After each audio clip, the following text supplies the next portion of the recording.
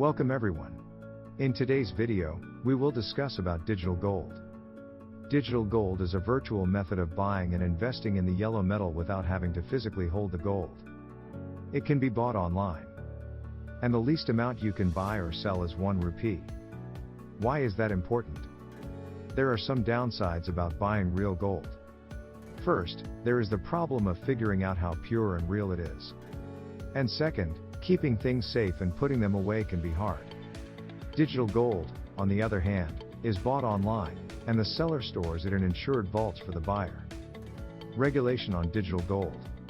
Digital gold is in a regulatory gray zone because there isn't a financial regulator in charge of it yet, and the industry is said to have a self-regulatory audit and diligence system. ET reported that the National Stock Exchange, NSE, told its members, such as stockbrokers and wealth managers, to stop selling digital gold on their platforms by September 10th. This happened after the Securities Contracts, Regulation, Rules, SCRR, 1957, said that these kinds of sales were against the law.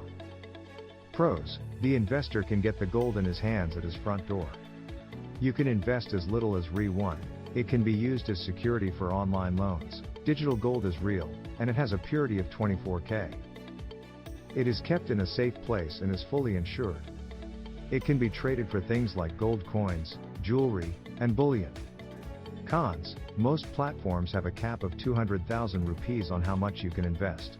There is no official governing body like the RBI or SEBI. There may be fees for delivery and making.